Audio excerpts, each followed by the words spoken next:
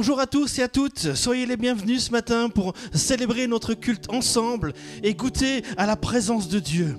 Alors il est vrai qu'on est séparés les uns des autres par la distance, mais ce qui nous réunit ce matin, c'est la présence de Dieu. Alors bien là où vous êtes, je vous encourage à peut-être à laisser un petit commentaire sur notre page Facebook ou sur notre chaîne YouTube. Vous pouvez vous saluer les uns les autres, vous encourager, vous bénir, laisser un petit mot et puis on se fera un plaisir de lire chacun de vos commentaires. Je crois que ce matin nous allons vivre un temps béni. Un temps où Dieu veut nous faire du bien, où Dieu veut te faire du bien, là où tu es. Et ce matin, pendant tout le mois de décembre, nous allons commencer une nouvelle thématique. Une nouvelle thématique sur l'esprit de Noël. Vous savez que dans quelques semaines, nous allons fêter Noël. Et nous voulons bien déjà préparer nos cœurs à cette fête, ô combien importante pour nous, peuple de Dieu. Le premier volet de cette série sera apporté ce matin par le pasteur Laurent Sulpizio et il nous parlera de l'espoir. L'espoir, un thème ô combien important dans un monde où il y a du trouble, où nous vivons une crise majeure sur le plan mondial. L'espoir, un message d'espoir pour chacun d'entre nous. Alors je vous invite également peut-être déjà à préparer les éléments pour la Sainte Seine et nous la prendrons ensemble tout à l'heure. Mais sans plus tarder, je vous invite à ouvrir vos cœurs et ensemble, nous allons louer et célébrer Dieu. Alors je vous invite vraiment à rejoindre l'équipe de louanges là où vous êtes dans votre maison. Ensemble, célébrer Dieu ce matin.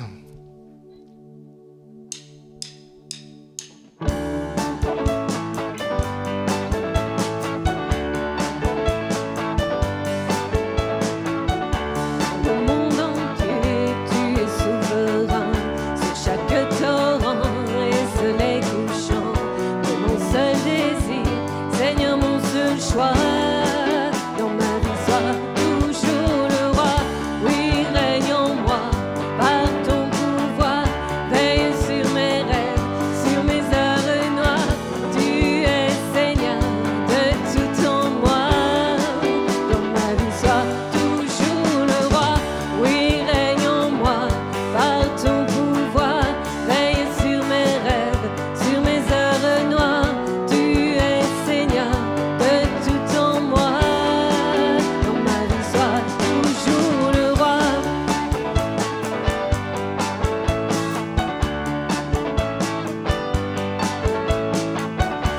Chaque torrent et chaque pensée, je veux refléter, Seigneur, ta beauté. Il n'y a rien au monde plus précieux que toi. Dans ma vie, sois toujours le roi. Oui, règne en moi par ton pouvoir. Veille sur mes rêves, sur mes heures noires. Tu es Seigneur de tout en moi. Dans ma vie, sois toujours le roi. Oui, règne en moi par ton pouvoir. Veille sur mes rêves, sur mes heures noires. Tu es Seigneur de tout en moi. Dans ma vie, sois toujours le roi. Ouh. Je ne sais pas si vous êtes comme moi, mais en ces périodes, c'est vrai, on va vers les fêtes, mais il n'y a pas le pétillant des fêtes qui est avec nous. C'est triste un petit peu. Et ce chant, moi, j'aime bien. Souvent, je vous le dis, règne en moi. Seigneur, tu veilles sur mes rêves et sur mes heures noires. Souvent, moi, je vois ça comme des nuits agitées ou sur mes rêves. Et ici, je le vois un petit peu autrement. C'est-à-dire qu'on est dans une période de creux et tu as l'impression que tes rêves, tu sais pas, ils s'effacent. Ils s'effacent parce qu'on n'a pas vraiment de perspective d'avenir. Enfin, oui, mais on ne sait pas comment ça va aller. On ne sait pas vers quoi on va. Et ce chant dit, Seigneur, tu veilles sur mes rêves. Tu avais peut-être des projets pour ta famille, pour toi, pour le service, pour le Seigneur. Mais Dieu, malgré ces creux, ces heures noires, ces instants bizarres qu'on vit, il veille sur nos rêves. Il veille sur nos rêves. Et le chant qu'on va chanter maintenant ensemble, il dit, Seigneur, dans cette vie, je veux tenir ferme. Quand j'ai de la joie, mais aussi quand j'ai de la peine, parce que je sais à qui j'appartiens, je sais que je suis à toi.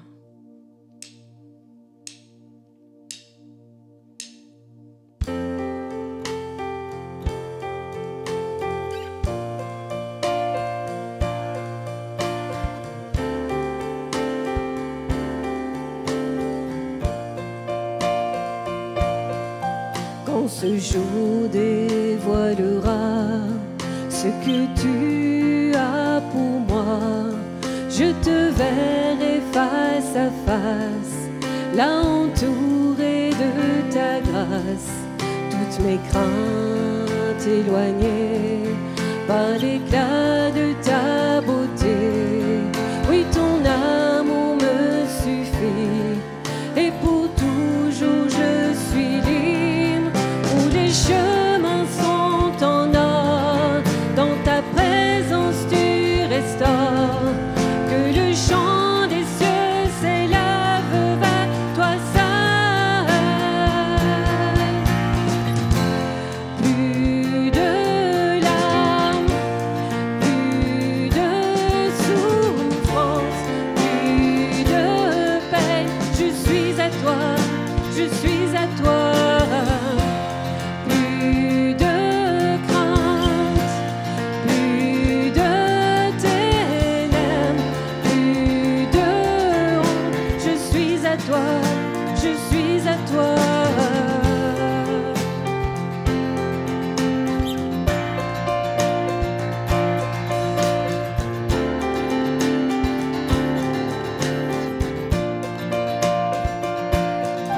Dans cette vie, je tiens ferme, dans ma joie et dans ma peine, sachant qu'un meilleur jour vient, un espoir qui est sans fin, où ton nom est élevé, et toujours tu es loué, pour la gloire de ton nom.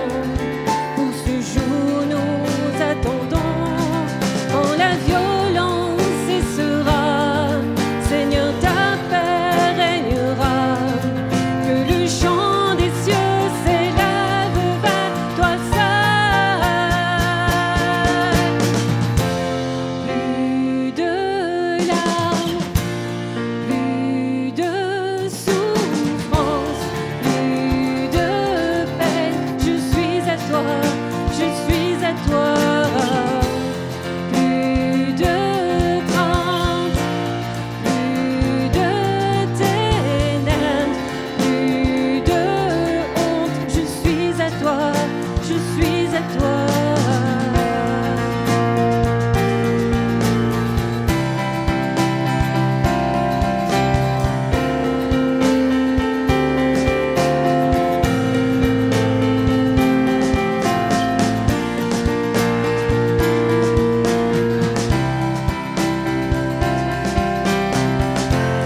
Pour l'éternité, mon cœur veut donner toute la gloire à ton nom.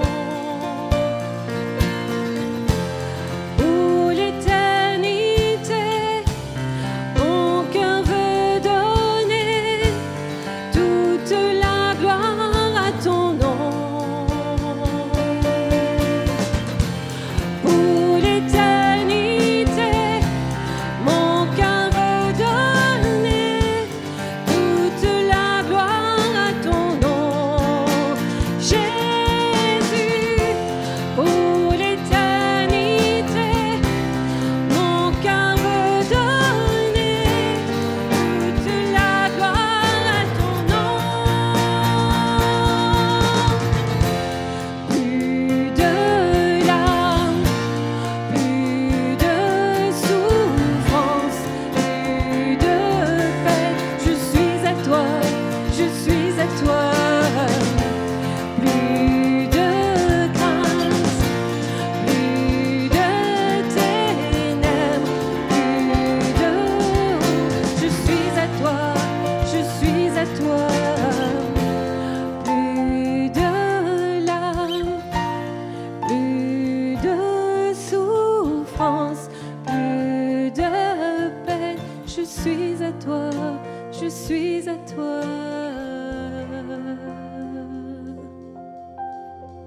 Merci Seigneur. Il est bon de savoir, Seigneur, c'est rassurant de savoir que on t'appartient. On est dans tes bras, dans tes ailes d'amour, Seigneur. J'ai envie de te louer ce matin, Seigneur. J'ai envie de dire, Jésus, mon sauveur, mais il n'y a personne comme toi. Personne.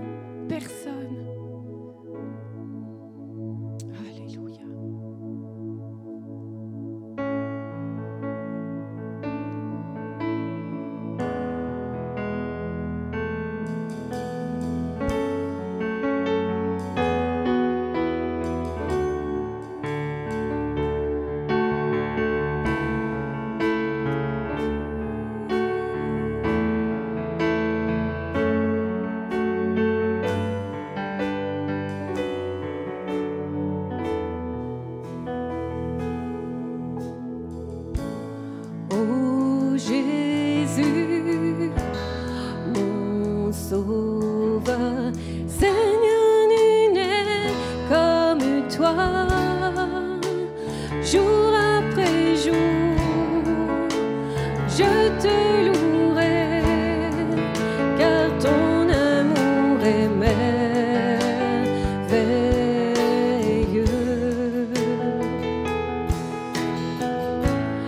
Mon abri, mon refuge, mon réconfort, mon rocher, tout ce qui vit, ce que je suis, ne cesse de t'adorer.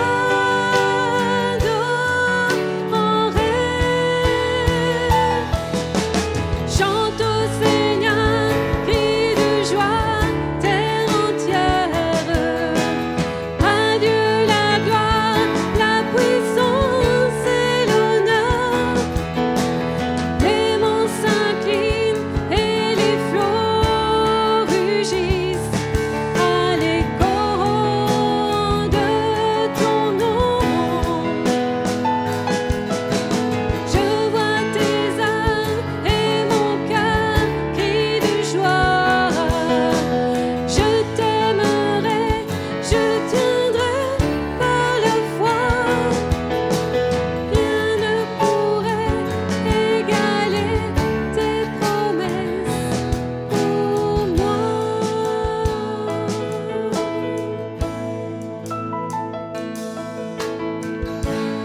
Oh Jésus, mon sauveur, Seigneur, nul n'est comme toi, jour après jour, je te louerai, car ton amour est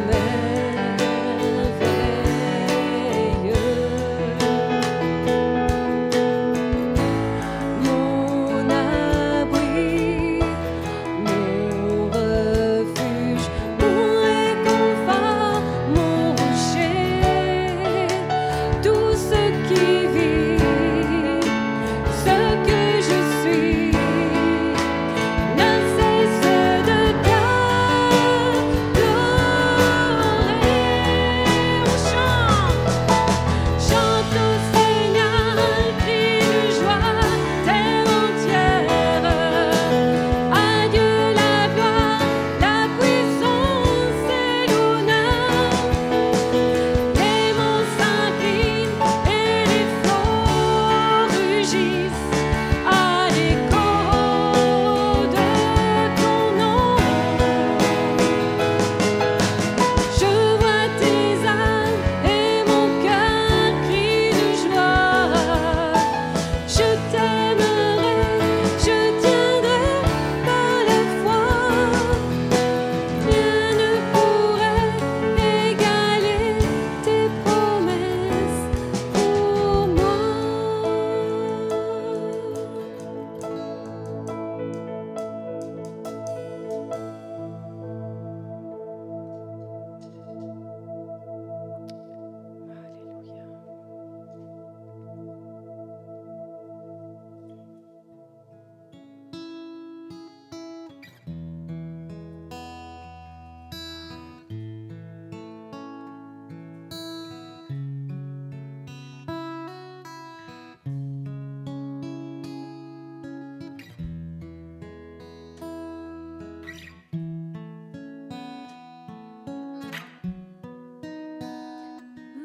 Voici les mains levées pour m'offrir tout entier. Je désire aujourd'hui te rencontrer. Me voici pardonné par ton sang recouvert, émerveillé par ce mystère. Seigneur, je viens. Et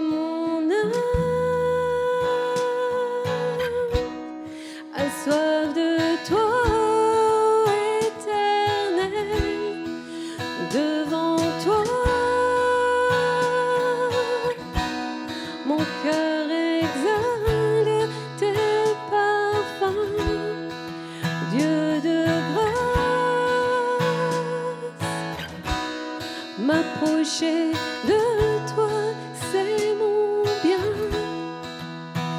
et demeurer toujours pour ton honneur, par amour, me voici.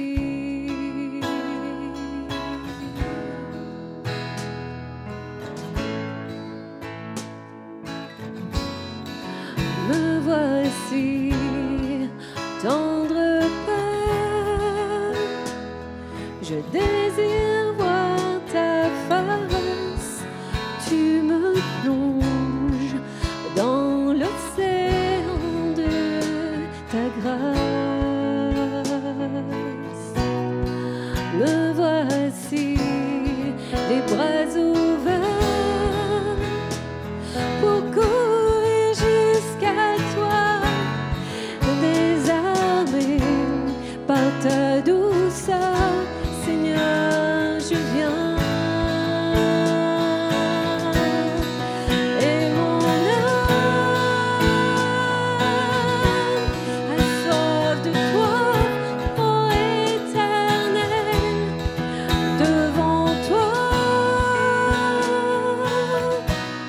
Mon cœur exhale tes parfums, Dieu de grâce. M'approcher de toi, c'est mon bien, et demeurer toujours pour ton honneur, par amour, me voici.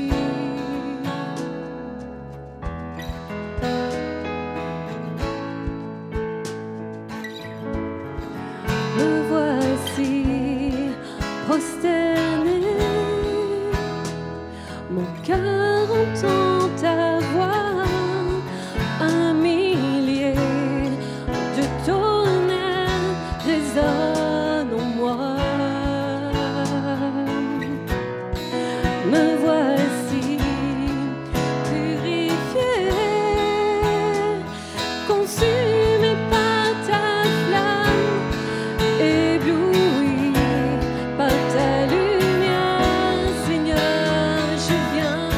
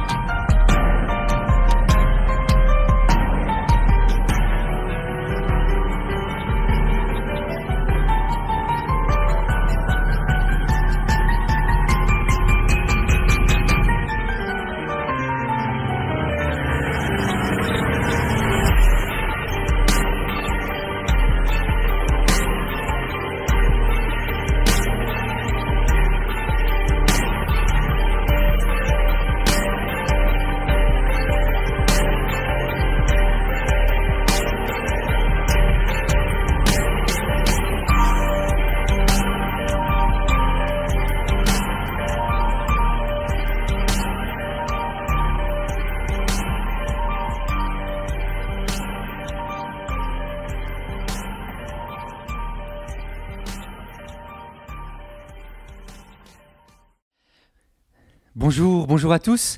Très heureux de vous retrouver dans cette ambiance de fête, dans ce décor de Noël. Et nous entrons dans cette période de fête, le mois de décembre, le mois de l'Avent, où on prépare son cœur à fêter Noël. Et nous savons que Noël sera différent cette année. Nous serons un peu tous coincés à la maison, pas l'occasion de réveillonner entre amis, les illuminations sont reportées, ce ne sera pas la course aux cadeaux cette année, les marchés de Noël n'auront pas lieu. Et nous avons voulu, dans ce mois de décembre, insuffler au travers de nos cultes cette ambiance de Noël, avec cette thématique, l'esprit de Noël. Alors Noël a toujours eu une saveur très particulière pour moi. Et je me rappelle, ça a été renforcé quand j'étais fiancé avec Ingrid. Noël était un peu à l'image des films de Noël qui sont en train de passer sur nos écrans pour l'instant. Et c'est vrai que c'est au travers de ces films de Noël qu'on entre doucement, hein. On axe là pour pouvoir entrer doucement dans cette ambiance de Noël. Alors je me suis posé la question, pourquoi les films de Noël sont si populaires? Alors, il est vrai qu'il y a de très belles histoires, il y en a d'autres qui sont un peu plus cuculapraline, je vais dire, mais parce qu'il y a en fait des valeurs auxquelles on aspire si fort dans ces histoires. Des valeurs qu'on a perdues en partie, hein, on s'en est fait une raison, et qui sont là remises en avant. Et lorsque ces valeurs, on les remet en avant, à ce moment-là, on trouve l'amour. Alors, ces histoires sont souvent une remise en question, un arrêt dans la course folle, pour revenir à des valeurs perdues, ou des valeurs délaissées, ou des valeurs que nous avons négligées. Alors l'esprit de Noël, c'est quoi? L'esprit de Noël, on pourrait donner plusieurs facettes. L'esprit de Noël, c'est le partage, la générosité. Comme en témoigne la tradition de prévoir à table, la place du pauvre, une place libre. Lorsque quelqu'un viendrait peut-être sonner à la maison, il y aurait un couvert supplémentaire qui serait prévu pour cette personne. L'esprit de Noël, c'est aussi la gentillesse. L'esprit de Noël, c'est la compassion envers les autres, c'est l'affection, l'amour. L'esprit de Noël, c'est la paix. Nous savons que pendant cette période de Noël, dans le passé, ça a souvent été des périodes de trêve.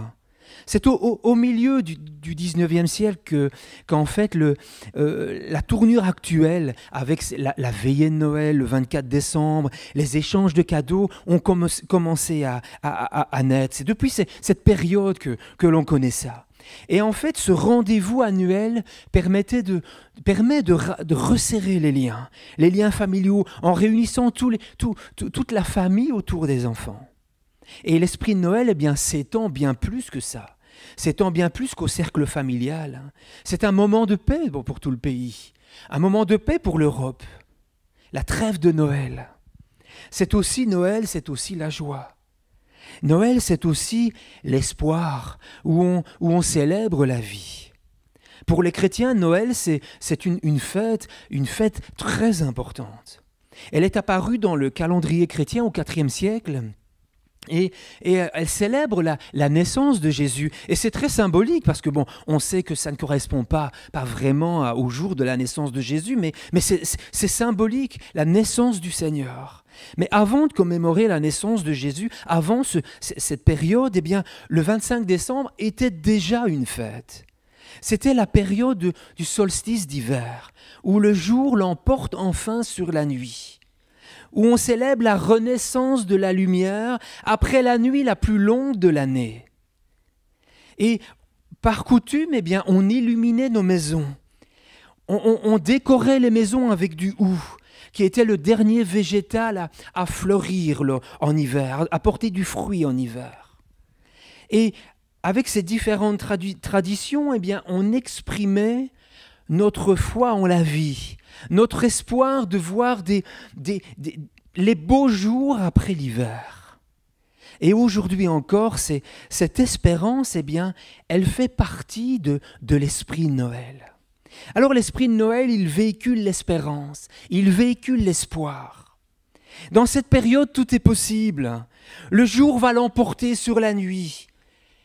On rêve d'un avenir meilleur. L'espérance va nous mettre dans un état d'excitation, d'enthousiasme. Ne dit-on pas l'espoir fait vivre? Mais on pourrait aussi rajouter le désespoir, il tue. J'écoutais dans les news récemment, dans nos régions, les jeunes vivent de plus en plus de crises d'angoisse. Parce qu'ils ne voient plus de perspective dans ce qu'on vit. Il y a la crise sanitaire, il y a eu l'insécurité, il y a eu le manque d'avenir. Et nous ne sommes pas les seuls ici-bas à vivre ce sentiment.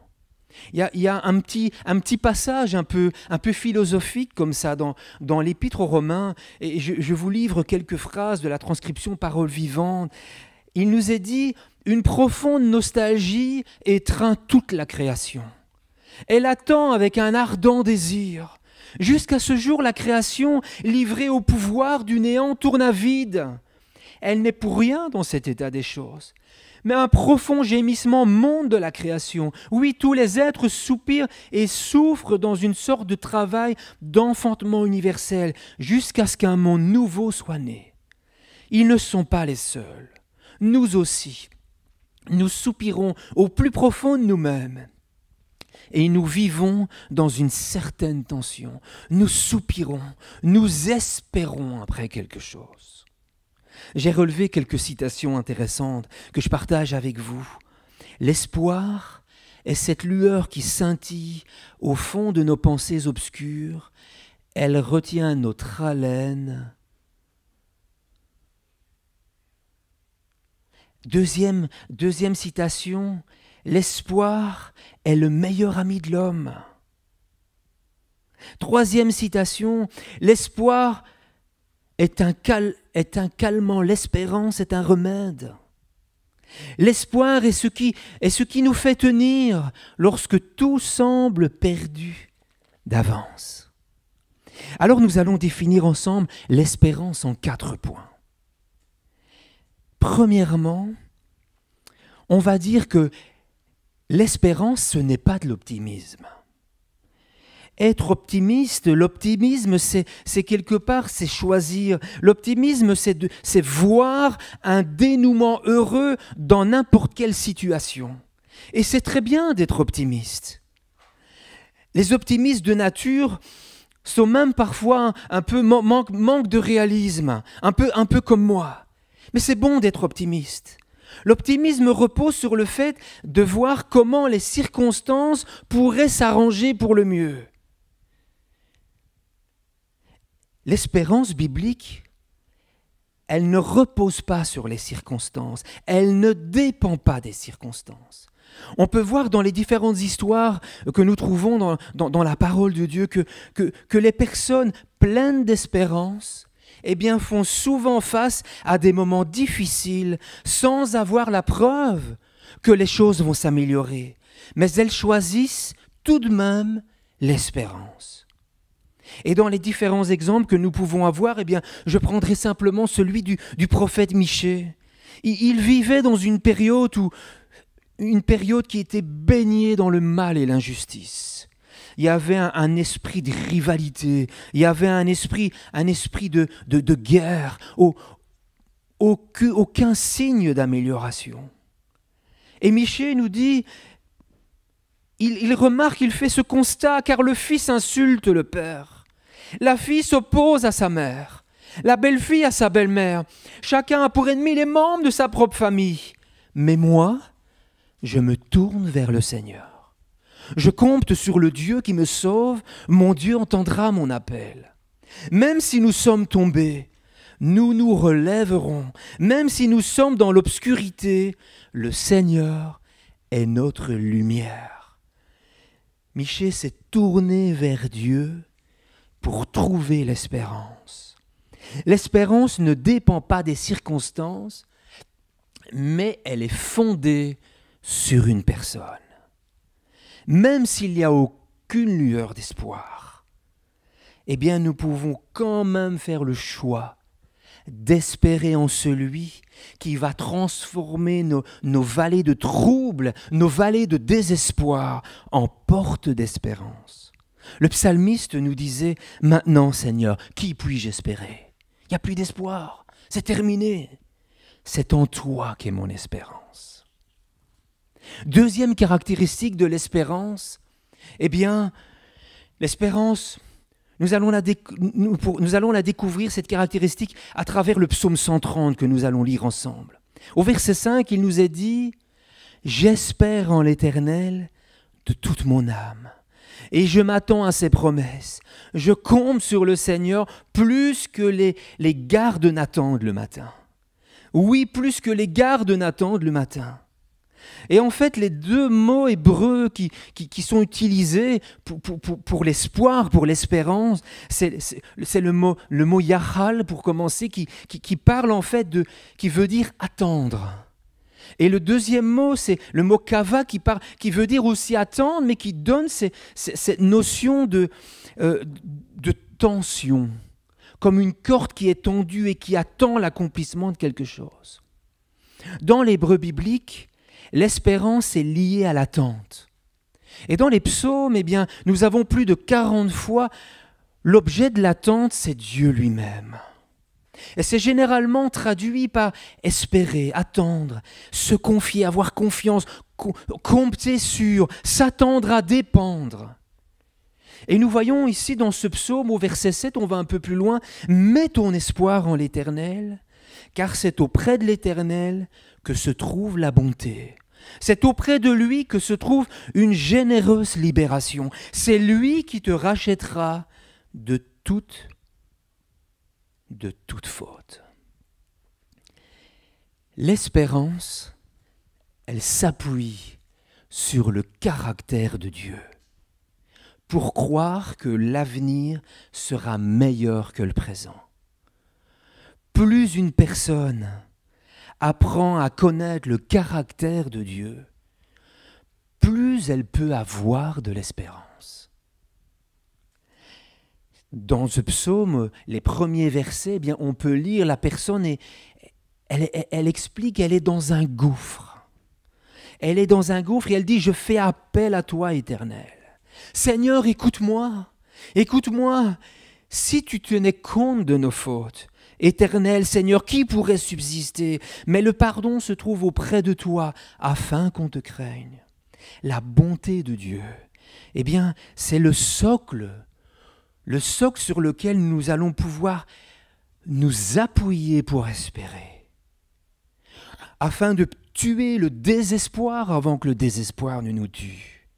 Plus tu connais Dieu, plus ton espérance est grande.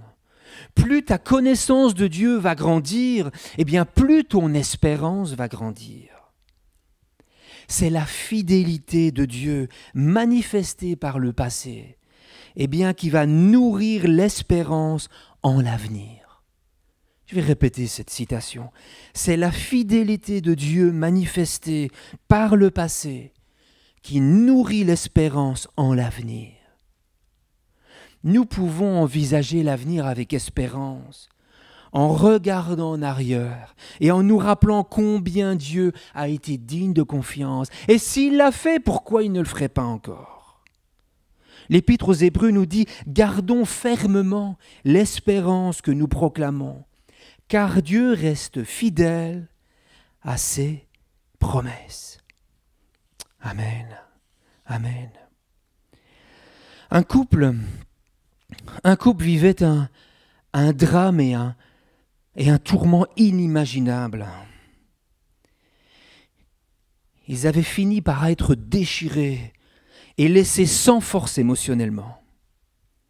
Leur fille de 19 ans, dégoûtée par la laideur et la dureté des gens, dans la situation dans laquelle ses parents étaient, eh bien, fut aspirée dans une spirale de désespoir et est tombée dans la dépendance de plusieurs substances.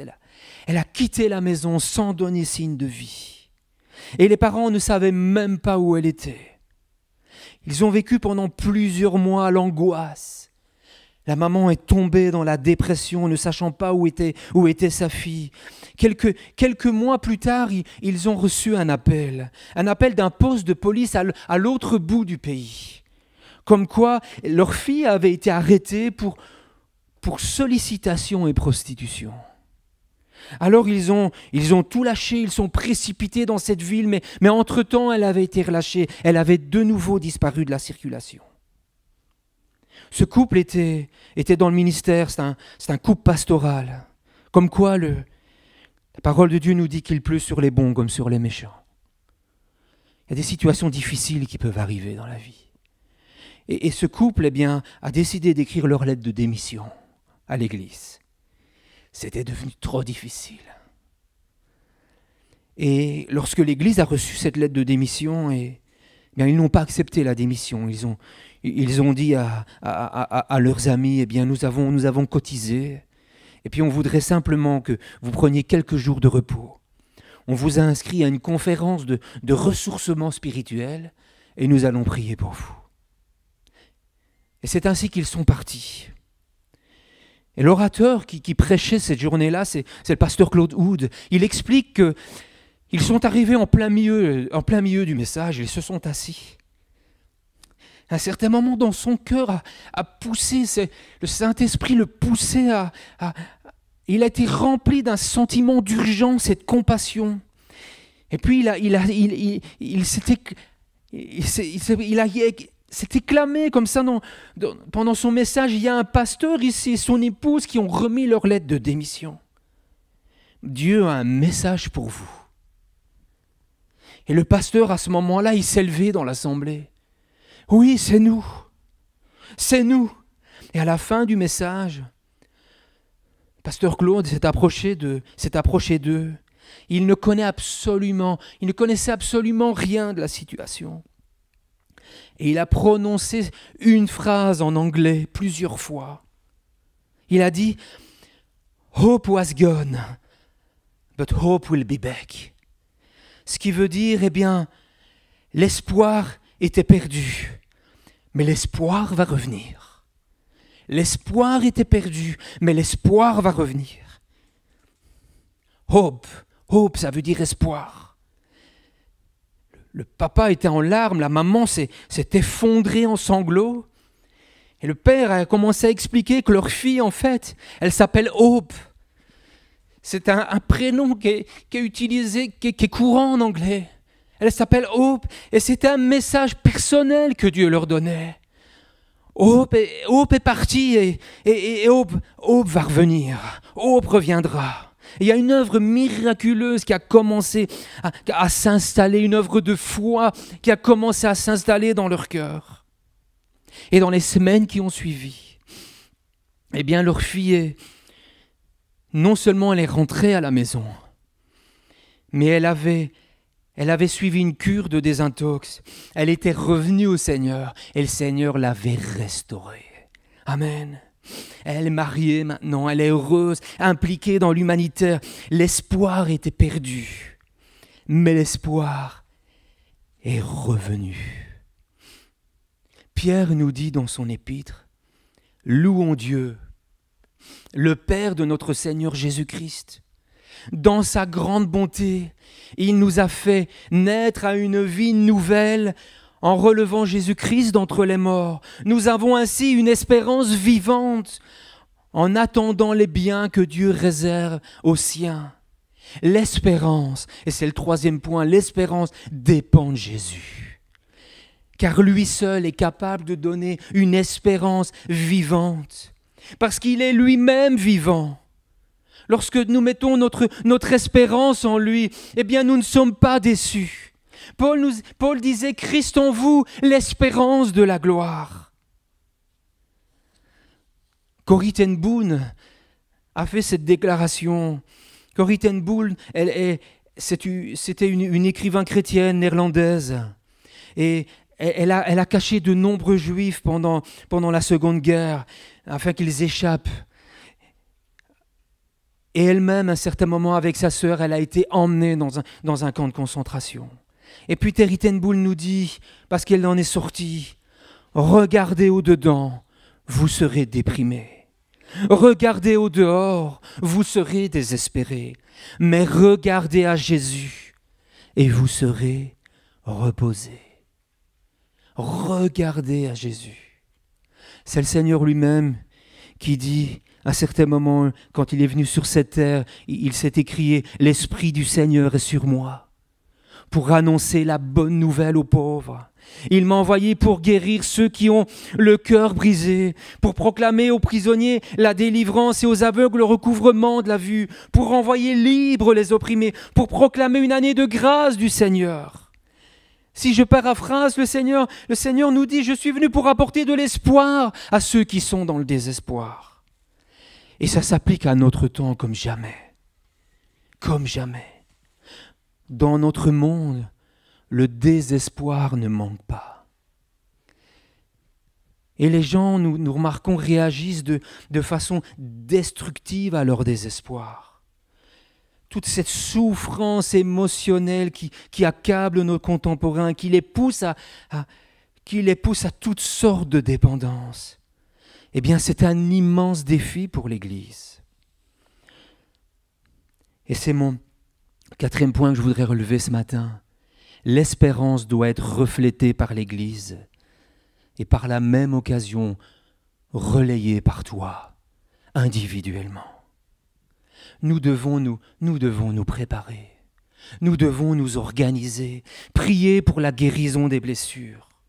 Le désespoir, qui est un des fruits du postmodernisme, eh bien, détruit.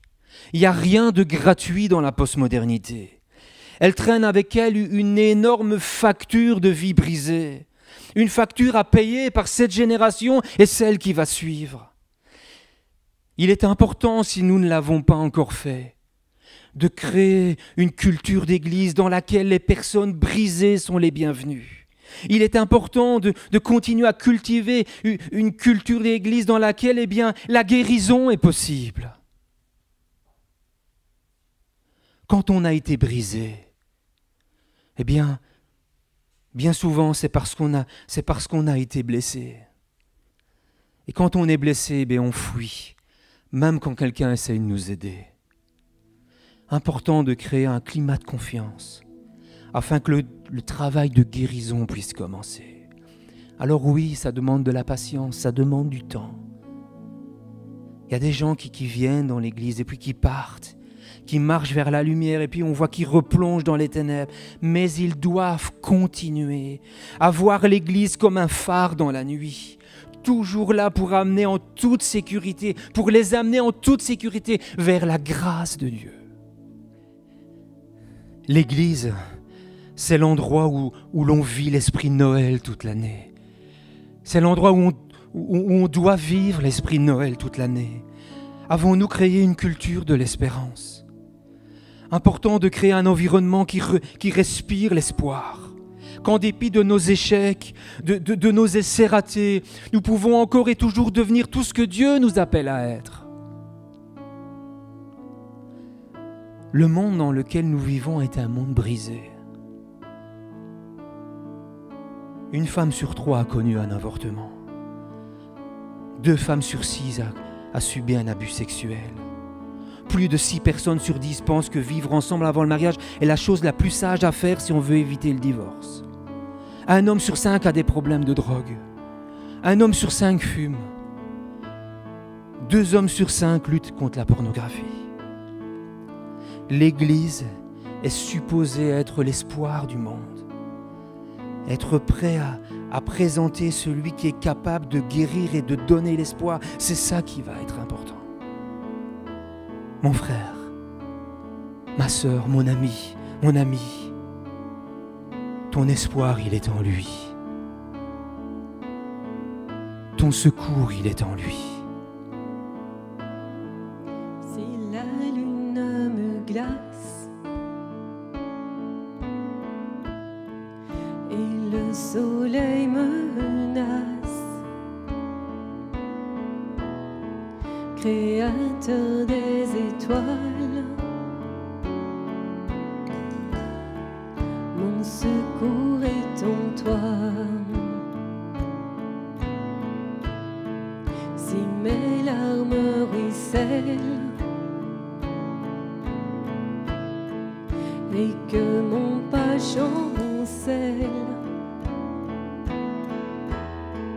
Créateur de la terre, mon secours est en toi.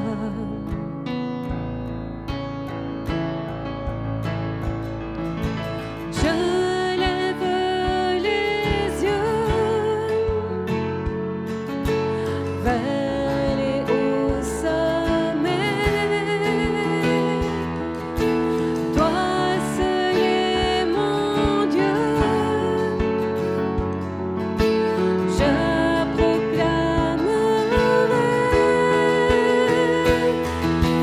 Toi seul est ma force.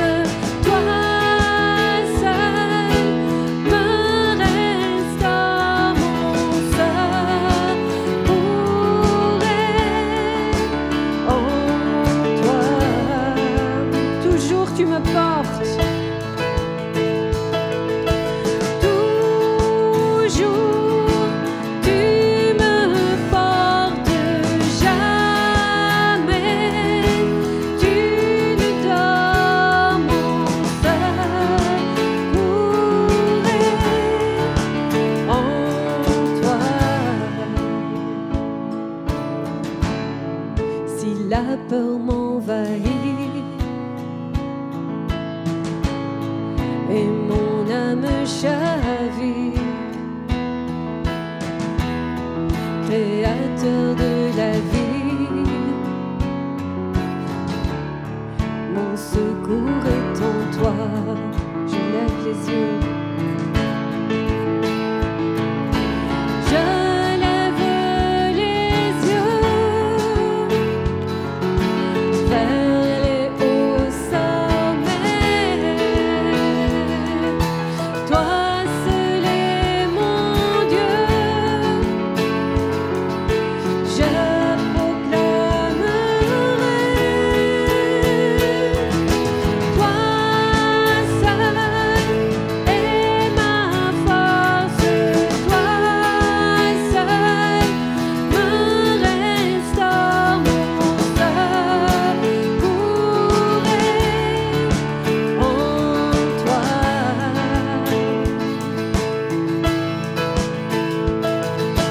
Toujours tu me portes.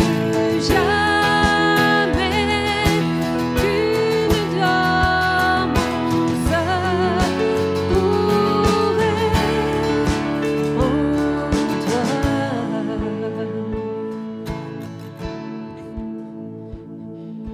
Nous avons chanté « Si la peur t'envahit, si ton âme chavire, Créateur de la vie, mon secours est en toi. » Est-ce que tu te sens comme en pleine mer, naviguant sur l'océan de l'existence sans capitaine à bord?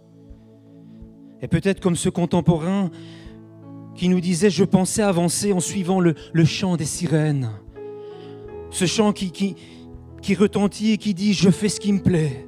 Mais je tournais en rond, endommageant ma vie, en m'échouant sur les hauts fonds cachés du péché. Alors je t'invite ce matin à trouver ce port qui va te permettre de t'abriter des tempêtes de la vie, à entendre ce message d'espoir qui existe en Christ, le Créateur des mers qui veut monter à bord de ton bateau et te guider. Seigneur nous disait, je suis venu afin que mes brebis aient la vie et qu'elle ait en abondance. L'amour de Dieu pour ce monde brisé, ce monde blessé est indescriptible. Alors laisse le message d'espoir, le message d'espoir de Dieu commencer à envahir ta vie, à envahir ton cœur et te transformer. L'Épître aux Romains nous dit, Dieu, la source de l'espérance, que Dieu vous remplisse d'une joie et d'une paix parfaite par votre foi en lui, afin que vous soyez riches d'espérance par la puissance du Saint-Esprit. L'espérance est arrivée dans ce monde par l'intermédiaire de Jésus. C'est ça l'esprit de Noël. Je t'invite à vivre l'esprit de Noël. Et alors tu pourras dire que ta victoire, eh bien, sa victoire, c'est ton espoir. Son chemin pour toi, c'est ton destin. Son salut, c'est ton refuge parce que tout est en lui. Et tu pourras le chanter avec nous.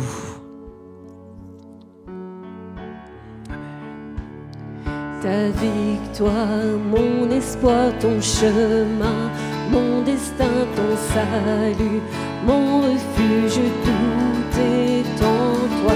Ta victoire, mon espoir, ton chemin, mon destin, ton salut, mon refuge, tout est en toi. Ta victoire, mon espoir, ton chemin, mon destin, ton salut, mon refuge, tout est en toi. Ta victoire, mon espoir, ton chemin, mon destin, ton salut, mon refuge, tout est en toi. Ta victoire, mon espoir, ton chemin, mon destin, ton salut, mon refuge, tout est en toi. Ta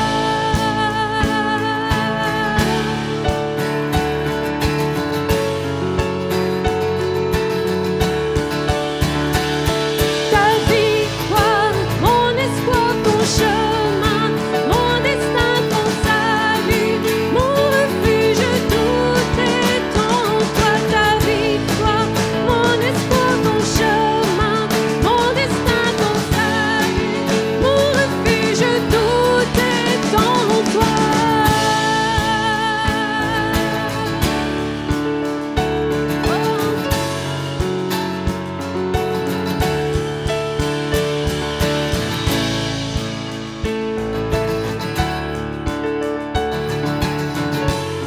Merci Seigneur, on veut te louer ce matin.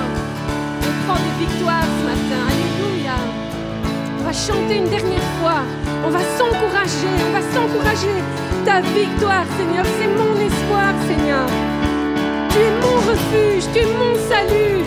Alléluia. Dans ta maison, on chante. Alléluia. Prends victoire sur ceci qui ne va pas chez toi. Prends victoire sur tes peurs. Prends victoire sur l'avenir.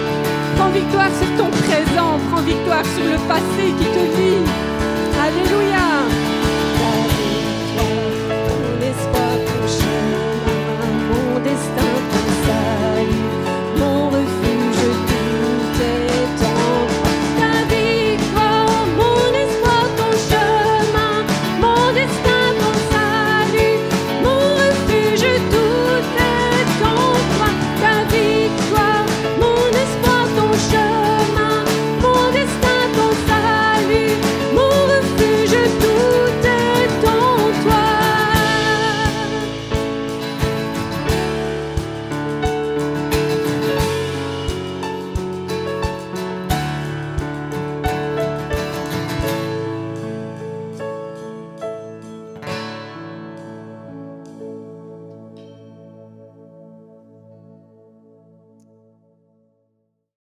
Merci au pasteur Laurent pour ce message, un message plein d'espoir dans un monde où de nombreuses personnes aujourd'hui sont désespérées, peut-être bien suite à une activité, la perte d'un emploi, l'emploi qui est à l'arrêt avec cette crise mondiale. Alors on a besoin d'entendre un tel message. J'ai été rejoint ce matin par Shirley Renier. Bienvenue. Merci. Merci d'avoir accepté l'invitation et de pouvoir bien nous partager ce matin bien ce que nous partager ton expérience, le vécu de ton passé. Et je pensais avec ce thème à une chanson, un chant de Johnny Hallyday qui chantait Noir c'est noir, il n'y a plus d'espoir. Je pense que c'est une chanson que l'on connaît, hein. Le désespoir, hein, quand tout est noir, c'est quelque chose qui te parle? Oui, ça me parle. C'est vrai que j'ai eu une enfance qui n'a pas été simple, mais bon, j'ai été, par la grâce de Dieu, élevée par mes grands-parents dans la connaissance de Dieu. Ils m'ont vraiment élevée avec ses valeurs. C'était une éducation stricte.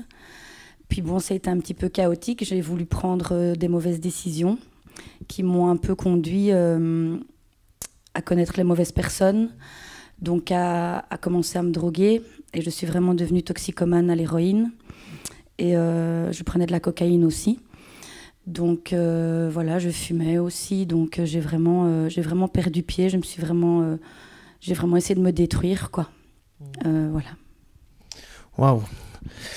Oui, c'est des choses qui sont marquantes dans l'existence. Et puis cette semaine, je suis tombé sur un article dans le Malone Première. Et il y a un article qui est très intéressant. Et j'aime beaucoup le titre qui dit « Pensez-vous la chose possible ?» Et puis un sous-titre « Merci les enfants ». Tu vas comprendre de quoi je veux parler dans quelques instants. Et voici ce que cet article nous dit. Nous sommes ambassadeurs de la propreté à hauteur du parking Centre Évangéliste quand nous sommes interpellés par 2 enfants, 8 et 6 ans.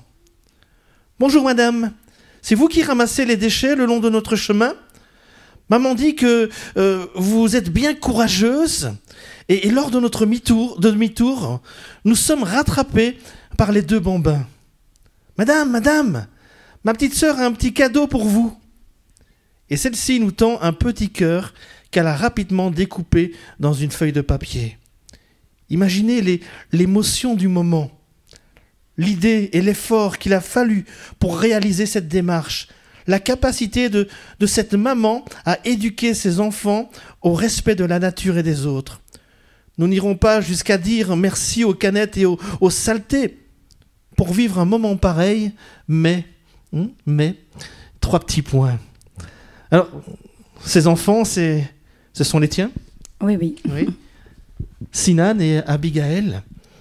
Waouh, quel témoignage, quelle démarche extraordinaire. Et pourtant, je pense qu'on peut le dire, Abigaël n'a pas eu un début facile dans la vie. Ben non, du fait que j'ai pris des drogues et que pour m'en sortir, Dieu m'a aidé à arrêter l'héroïne, la cocaïne sans rien du tout, mais l'héroïne, j'ai dû prendre un traitement qui était donc la méthadone. Donc du coup, quand j'ai donné naissance à Abigaël, elle a eu des manques. Elle a dû être sevrée donc pendant un mois en néonatal où elle n'était vraiment pas bien. Et jusqu'à ces 6 mois, c'était vraiment difficile. Je ne pouvais même pas la poser. Je devais la garder à bras, dormir avec.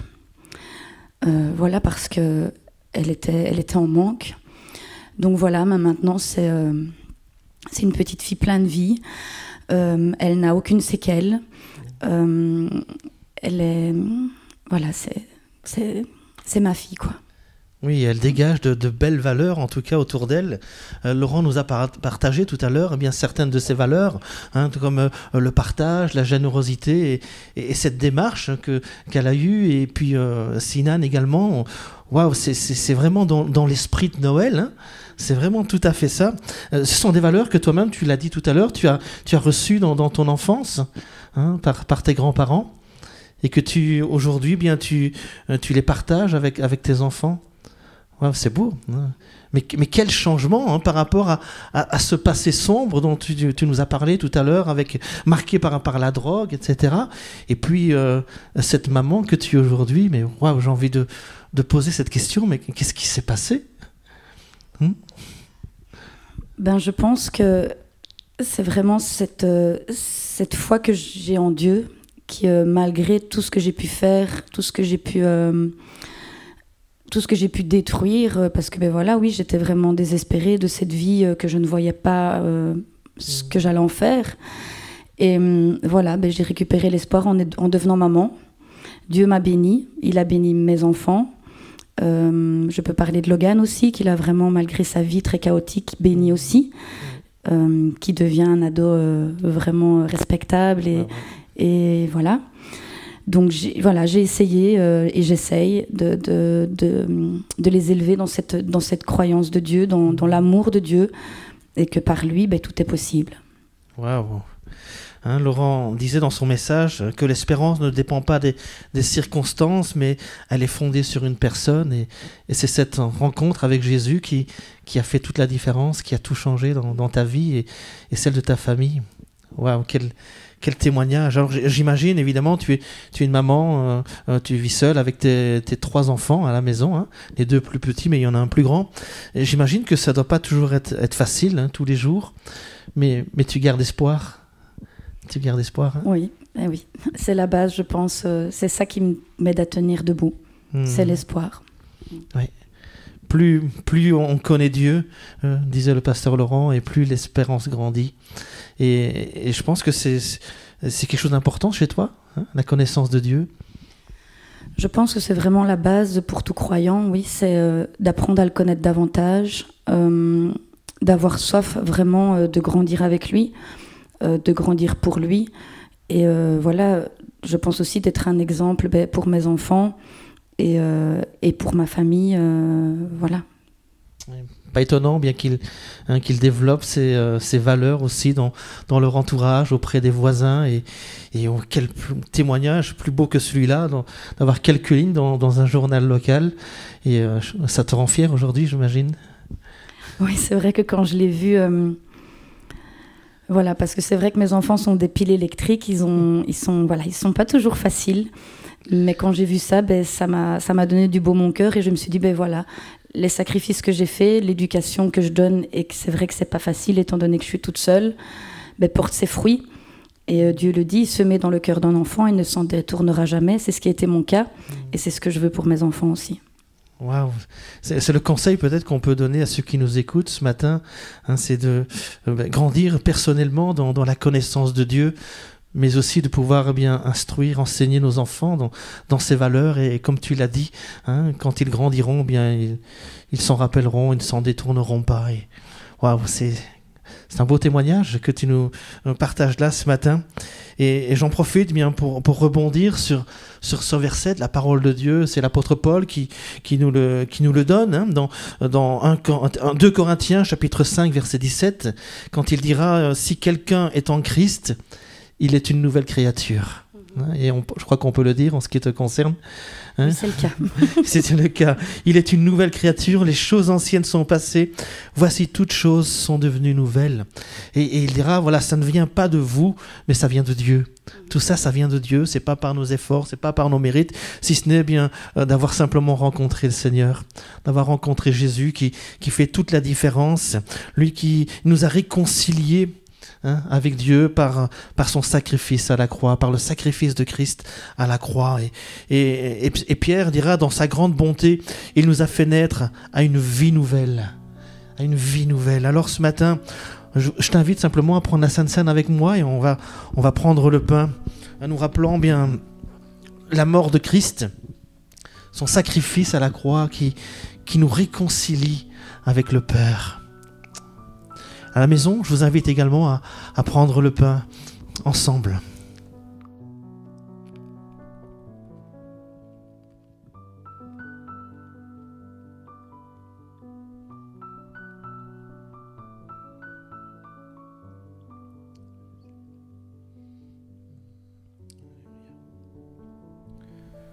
Alléluia.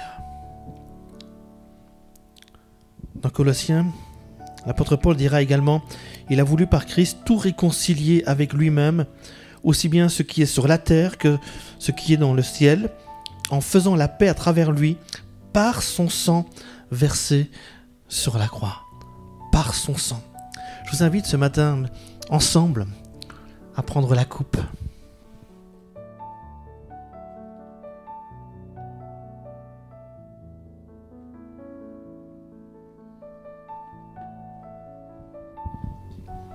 Seigneur Jésus.